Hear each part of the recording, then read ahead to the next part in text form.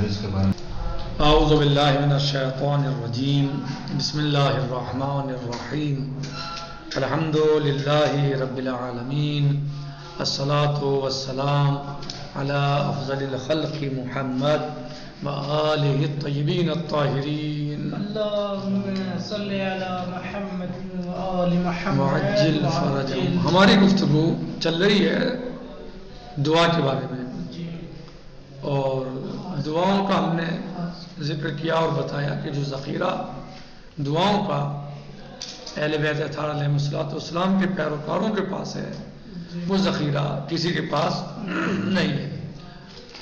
یعنی عرفان سے پر دعائیں، معرفت بھری دعائیں، معرفت سے لبریز دعائیں، چھلکتی ہوئی دعائیں جو اہل بیت اطہار علیہ السلام نے بعد نبی صلی اللہ علیہ وسلم تعلیم فرمائی ہیں، ایسی دعائیں کسی اور کے پاس نہیں ہیں۔ ایسی دعائیں دوسروں کو ایسے رہنما نہیں ملے نبی صلی اللہ علیہ وآلہ وسلم کی رحلت یا وفات کے بعد، ایسے رہنما اور ایسے رہبر دوسروں نے اختیار نہیں کیے ہیں، دوسروں نے ایسے رہبروں کو نہیں چنا ہے، دوسروں کو ایسے رہبر نہیں ملے ہیں کہ جو ایسی دعائیں تعلیم فرما دیں کہ جو عرفان سے بری ہوئی ہوں، معرفت سے پر ہوں۔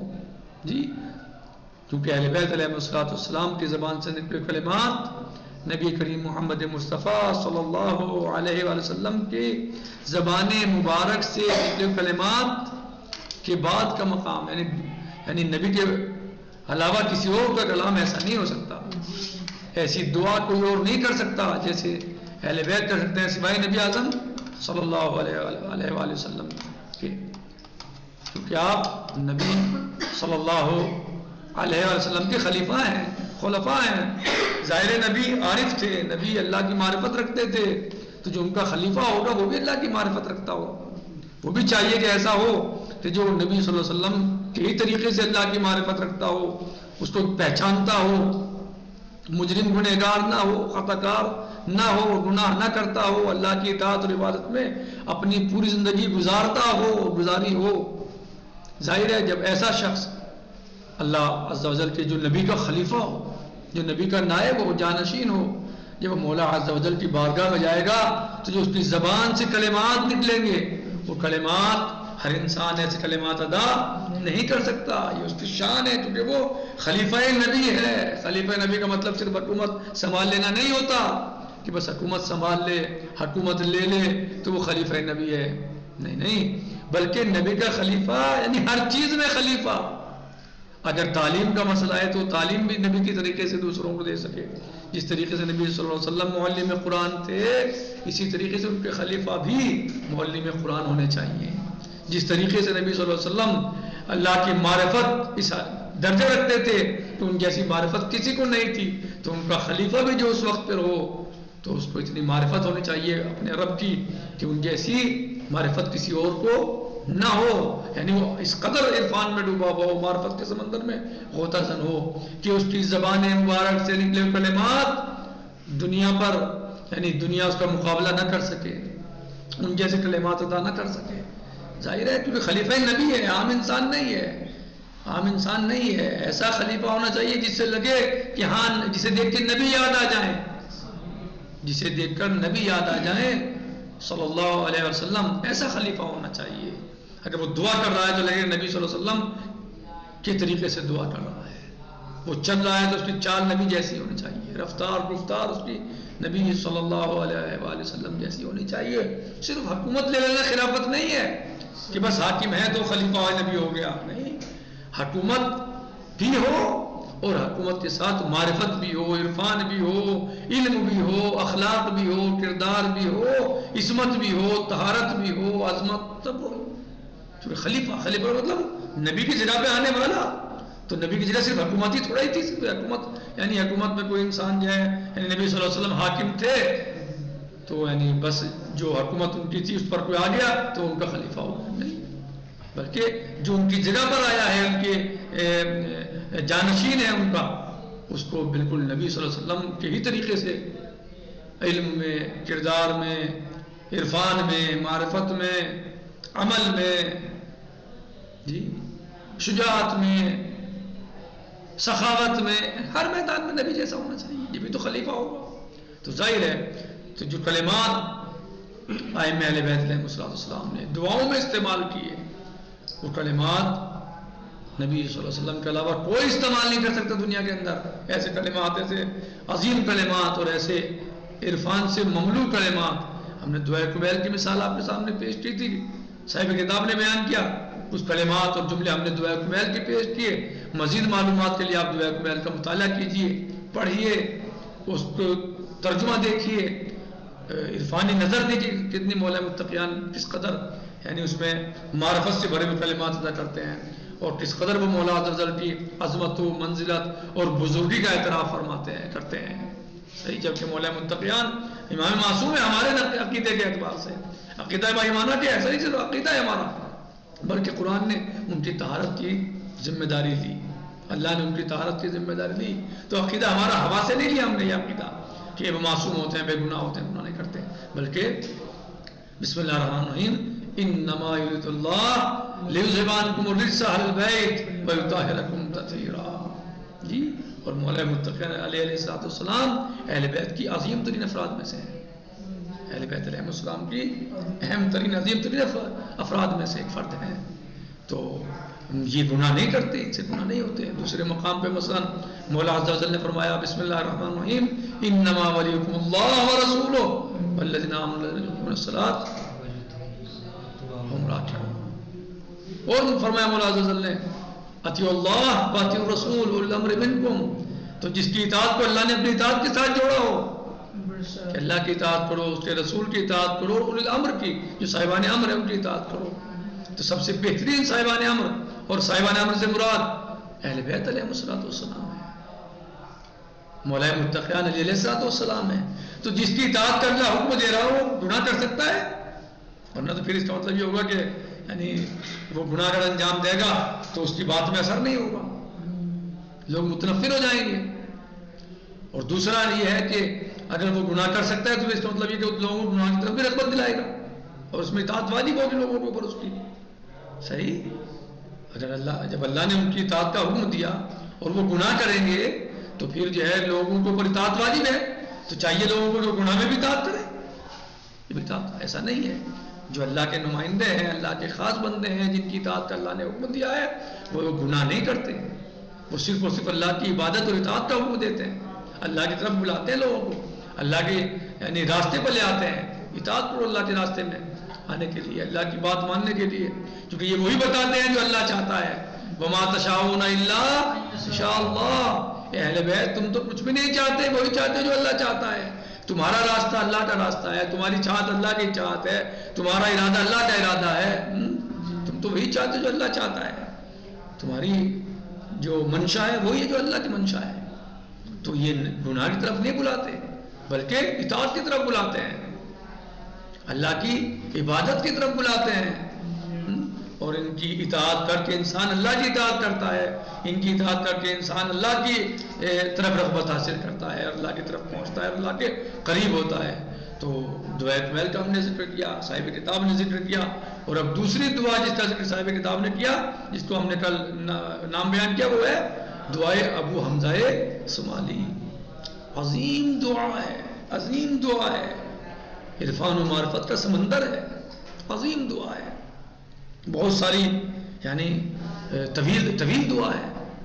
آپ پڑھیے، ہم ماہ مبارک میں اس کو پڑھتے ہیں، اور آپ روزانہ پڑھیے مثلا، یا جب بھی موقع ملے پڑھیے، مطالعہ کیجیے اس دعا کا. اس دعا کو پڑھیے اللہ کے سامنے ان الفاظ کے ذریعے جائیے، ان کلمات کے ذریعے اللہ سے مانگیے.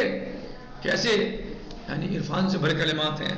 مثلا بسم اللہ الرحمن الرحیم الہی انت اوسع فضلا، انت اوسع فضلا واعظم علما من ان تقائسنی بعملی او ان تذلنی بخطیتی. اے میرے معبود، اے میرے پروردگار، مولا متقیان. یعنی یہ دیکھیے، یعنی دعا وہ ابو سمالی کی دعا ہے، یعنی ان کو تعلیم فرمائی ہے امام علیہ السلام نے. یعنی کیسے مولا فرماتے ہیں، اے میرے پروردگار، یعنی اے میرے مولا، اے میرے آقا، تیرا فضل وسیع تر اور تیری بردباری عظیم تر ہے. تیرا فضل وسیع تر، اور تیری بردباری عظیم تر ہے اس سے کہ تو مجھے میرے عمل کے ساتھ تولے اور میرے گناہ کے باعث مجھے گرا دے. تو حلیم ہے، تیرا فضل بہت زیادہ ہے.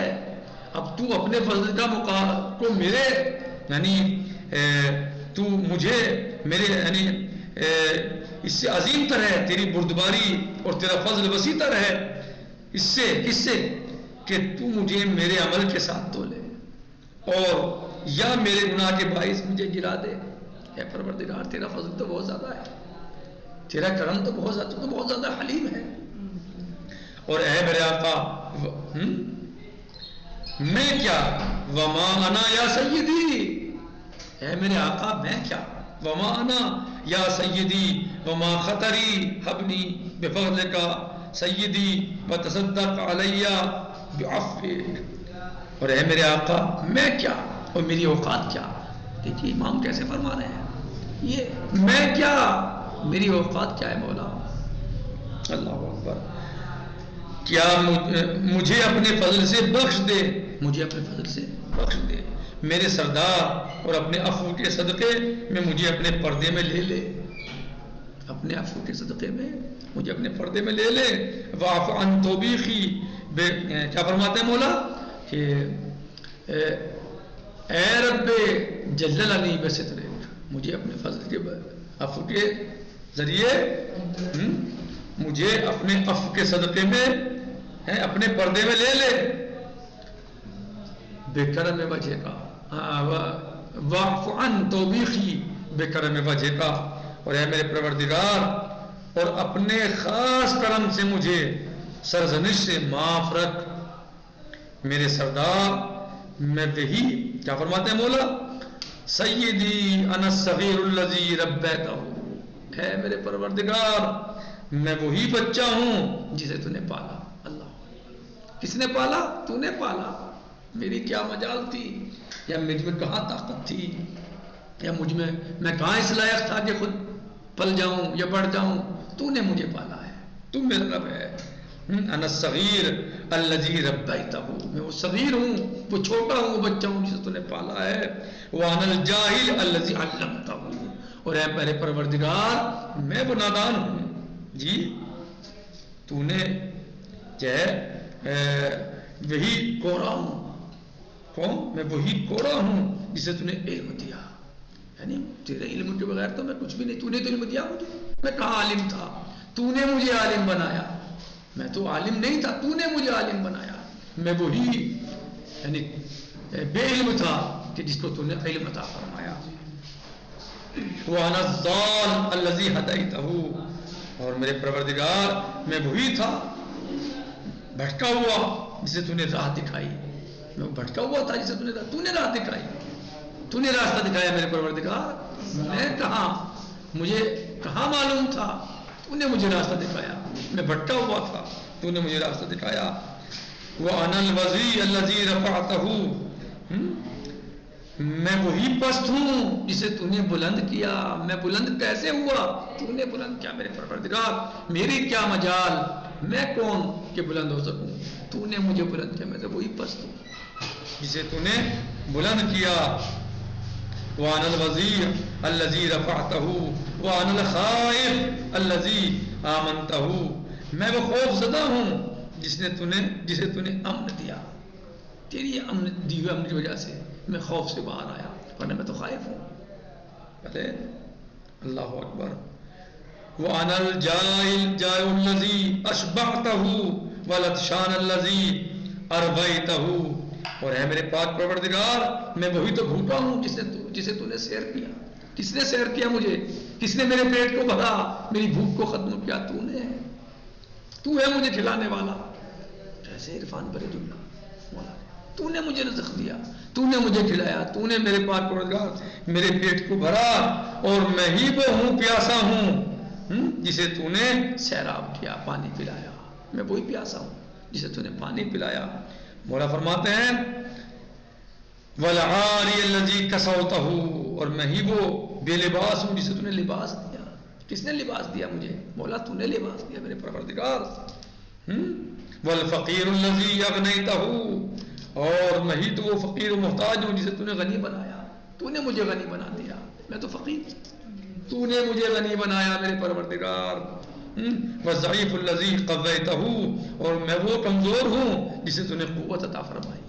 تیری دی قوت سے میں قوی ہوا, تیری بخشی طاقت سے میں مضبوط ہوا, طاقتور ہوا. مولا اعتراف کر رہے ہیں کہ یہ سب میرے کارنامے, جو کچھ بھی کارنامے میری طاقت و قوت و شجاعت دنیا دیکھتی ہے, پروردگار میرے پاس کچھ نہیں ہے, میں تو کمزور ہوں اور کمزور تھا, یہ طاقت تو نے دی ہے. یعنی مولا اس طاقت سے یہ خیبر اکھاڑ لے, یا جیسے عرب کے بہادر پہلوان کو زیر کر دیں جی, یا مرہب جیسے مشہور پہلوان کو مولا زیر کر دیں, شکست دے دیں, قتل کر دیں, بس جہنم فرما دیں. کہاں سے طاقت آئی؟ یہ سب طاقت پروردگار تو نے دی, میں تو کمزور تھا, مجھ میں کہاں طاقت تھی, تیری دی طاقت نے مجھے مضبوط بنا دیا. صحیح. وَالضَّعِيفُ الَّذِي قَوَّيْتَهُ وَالذَّلِيلُ الَّذِي أَعْزَزْتَهُ, اور تو نے مجھے عزت دار بنا دیا میرے پاک پروردگار جی, تو نے مجھے عزت دار بنا, عزت عطا فرمائی. وَالسَّقِيمُ الَّذِي شَفَيْتَهُ, اور بیمار ہوں جسے تو نے صحت عطا فرمائی. یہ صحت مولا تیرا لطف ہے, تیری طرف سے ہے, تو نے عطا فرمائی ہے. اور بہت سارے مولا کے کلمات, ایک طویل دعا ہے مولا کی, یہ طویل دعا ہے جسے مولا علیہ السلام نے تعلیم فرمائی ہے, جو معرفت اور عرفان کا سمندر ہے.